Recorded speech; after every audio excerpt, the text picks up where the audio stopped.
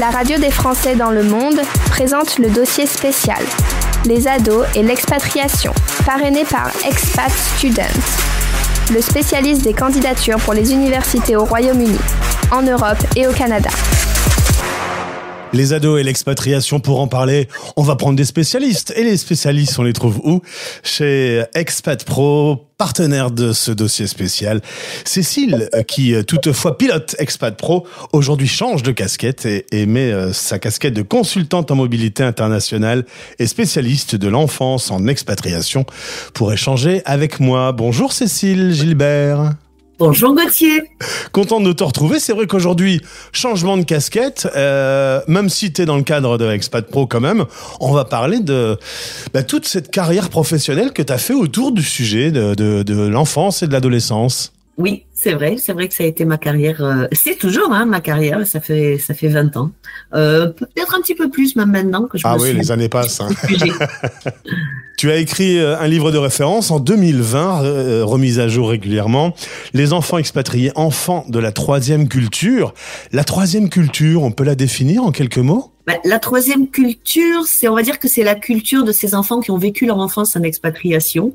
Donc, ils ne se sont jamais vraiment appropriés ni la culture de leurs parents, leur culture d'origine, ni la culture des divers pays dans lesquels ils ont vécu, et qui ont créé une culture de synthèse qui est devenue la leur et qu'ils partagent avec les autres enfants de la troisième culture. On parle de racines lorsqu'on est et qu'on grandit au même endroit, on y plante ses racines. Ces enfants n'ont pas de racines ? Ou alors ils en ont trop, Gauthier. Moi, je préfère dire qu'ils en ont trop. On dit souvent, d'ailleurs, ils le disent eux-mêmes, qu'ils sont sans racines, qu'ils savent pas à quel pays s'identifier ou à quelle culture s'identifier. Mais moi, je pense juste qu'ils sont multiradiculaires. Le problème, c'est que on n'est pas vraiment dans des sociétés où c'est facile à expliquer. On te dit toujours d'où tu viens, on s'attend pas à ce que tu dises, je viens de là, là, là et là. Ouais. Et j'ai souvent eu des gens qui ont eu l'occasion de grandir en expatriation et de bouger avec des parents qui étaient originaires, par exemple, de France et qui ont grandi au Canada. C'est un exemple qui me vient en tête. Et ils sont pas canadiens quand ils sont là-bas, ils sont pas français quand ils sont ici. On doit gérer quand même ce genre de situation. Oui, on gère, on devient enfant de la troisième culture. Et en fait, à partir du moment où on en a conscience, c'est beaucoup plus simple. L'obstacle, on va dire, le défi la plupart du temps, c'est qu'on n'a pas vraiment conscience de ça et on est tiraillé entre plusieurs cultures.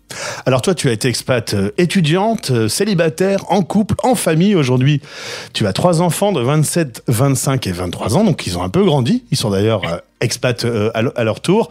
Tu m'as dit, moi, j'avais un véritable labo à la maison. Oui, c'est vrai que j'avais un véritable labo à la maison parce que mes enfants, on va dire que c'était des caricatures de tout ce qui peut arriver aux enfants de la troisième culture. Et puis, je les ai suivis, bien sûr. Je les ai suivis avec l'œil, on va dire, de la spécialiste. En tout cas, je faisais de la recherche à ce moment-là. Et c'était mon labo, voilà. Je faisais je vais pas dire que je faisais des expériences. C'était pas. Fais attention à ce que tu dis. On est quand même sur une radio qui est très écoutée. Exactement. mais c'est vrai que je suivais leur développement et je me suis rendu compte qu'ils avaient vraiment des particularités, chacun avec leur personnalité, parce que quand on parle d'enfants de la troisième culture, ça reste une tendance culturelle. Mais chaque enfant a sa propre personnalité, son histoire, son parcours, sa famille. On dit que les ados expatriés sont très matures. Qu'en penses-tu ? Oui, c'est vrai. C'est vrai qu'on dit toujours que les enfants et les ados expats sont débrouillards, dégourdis, matures. Mais en fait, c'est un peu plus complexe que ça quand même. Il faut savoir que dans un processus de croissance classique, l'individu doit franchir certaines étapes. C'est un processus culturel. Et au cours de notre développement, ça nous aide à bâtir notre identité et notre appartenance en respectant certaines étapes bien précises, qui sont 1. Apprendre des règles culturelles de base de notre environnement quand on est enfant. 2. Les intérioriser, les mettre à l'épreuve, en tester les limites quand on est adolescent. 3. Pour finalement les utiliser comme base pour vivre et interagir en société en tant qu'adulte. Donc, pour un enfant, le problème se pose pas vraiment. Finalement, quand il part en expatriation ou s'il change de pays, on va dire qu'il ne fera qu'absorber de nouvelles règles qui vont se juxtaposer aux règles culturelles qu'il connaît déjà. Pour l'adolescent, en revanche, ça se complique. Normalement, un adolescent, il devrait être dans le processus d'assimilation, de test et de mise en pratique de toutes ces règles culturelles. Dans le cas d'un changement d'environnement, changement de pays, départ en expatriation pour la première fois, les normes culturelles changent. Donc, il se retrouve dans la situation du petit enfant qui découvre de nouvelles règles, de nouveaux usages, de nouveaux codes et de nouvelles références au quotidien. D'ailleurs, à ça, on peut ajouter aussi le changement d'établissement scolaire, hein, avec parfois des changements de méthodologie. On va dire qu'un jeune scolarisé à une école française, puis à une école internationale ou locale, il va devoir s'adapter non seulement à des valeurs différentes qui sont véhiculées par l'établissement, mais également à des méthodes de travail. Donc, comme pour les notions culturelles, ça va lui demander un temps d'observation, un temps d'assimilation. Et tu considères qu'on peut se retrouver dans des situations avec des adolescences retardées? Oui, alors les deux premières conséquences immédiates, on va dire, peut-être même avant de parler de l'adolescence retardée, qui sera la conséquence dans le temps, les deux premières conséquences immédiates de cette situation, ça va être d'abord pour les ados qui vivent ces changements en expatriation, ou ce premier départ en expatriation, un sentiment de régression. Alors que les ados de leur âge, ils commencent on va dire, à se mouvoir à l'aise dans leur environnement. Eux, ils vont en être encore à prendre connaissance de nouvelles règles culturelles, à essayer de les incorporer, de les appliquer, etc. Donc ça engendre un sentiment de régression qui lui-même engendre un sentiment de perte de confiance en soi. On se sent comme un petit enfant. Et ça peut aller jusqu'à la mise en retrait d'ailleurs socialement. Et la deuxième conséquence immédiate, ça je dirais que c'est vraiment pendant l'adolescence, hein, c'est la perte d'autonomie. À une époque où normalement, tu as été adolescent, Gauthier, moi aussi, il y a longtemps. Un adolescent cherche quand même peu ou prou à se détacher de sa famille. Ouais. Là, il en redevient complètement dépendant, surtout au début de l'expatriation. Donc, il ne va pas tester ses parents de la même manière qu'un ado sédentaire. Parce que la famille, c'est son seul point d'ancrage. C'est ça, quand il est à la maison, c'est un peu le seul endroit où tous les paramètres sont sécurisés, on va dire. Un peu. Exactement. Il va moins se permettre la confrontation ou le dépassement de limites, souvent par peur de fragiliser les relations avec les parents qui finalement sont son seul point de repère. Résultat, c'est relativement paradoxal de parler d'enfants, d'ados matures, avec néanmoins un petit retard parfois. C'est deux fonctions qui cohabitent pas ensemble logiquement. Alors, en fait, là, ce sont deux conséquences qui sont immédiates. Et pourtant, ils sont quand même matures extérieurement. Oui, ils savent très bien prendre l'avion tout seuls, ils savent se débrouiller dans plein de situations. Tout ce qui se voit, tu sais, tout ce qui se voit n'est pas forcément la réalité. En revanche, comme cette phase de test, elle est quand même indispensable et qu'elle ne se fait pas au moment de l'adolescence, elle aura tendance à avoir lieu plus tard. Comme l'adolescent n'aura pas testé les limites de toutes ces valeurs, puisqu'elle aura été encore pendant l'adolescence au stade de les intégrer, on va dire que cette phase de test sera bridée un peu par les circonstances, mais comme elle est indispensable, elle démarrera plus tard et elle peut même devenir démesurée et se transformer en défi permanent face à toutes les convenances familiales, sociales. En tout cas, elle sera décalée dans le temps, c'est-à-dire qu'elle sera plutôt à l'âge adulte. Moi, dans mes accompagnements, je rencontre beaucoup de jeunes adultes en pleine rébellion adolescente. Alors, on va dire qu'ils ont autour de 20-30 ans et ils se conduisent comme des jeunes de 16 ans. Ouais, il y a vraiment un décalage pour le coup. Voilà. Et le problème de cette crise d'adolescence à retardement, c'est que ce type de rébellion peut avoir des conséquences beaucoup plus destructrices à l'âge adulte qu'à l'adolescence. Impacter une vie professionnelle, un mariage, une vie de famille, etc. Est-ce que du coup, Cécile, tu as des conseils à donner aux parents qui nous écoutent, mais aussi aux ados qui vont se pencher sur ce podcast? Pour les parents, je dirais, les ados aussi d'ailleurs, pour les parents, je dirais tout d'abord être au courant de cette caractéristique des ados en expatriation. savoir que l'adolescence et l'expatriation, c'est vraiment un moment charnière de la vie, l'adolescence, et l'expatriation vient un petit peu brider le développement de l'adolescence. Donc, pour les parents, déjà être au courant de cette caractéristique, leur laisser également des choix à faire, des décisions à prendre, leur laisser de la liberté. Quand on part en expatriation ou qu'on change de pays avec un ado, la première chose qu'on fait, c'est souvent de le protéger un petit peu. Or, c'est quand même un âge où ils vont pas avoir autant d'autonomie que ce qu'ils auraient eu s'ils avaient été sédentaires, mais ils en ont besoin. C'est nécessaire.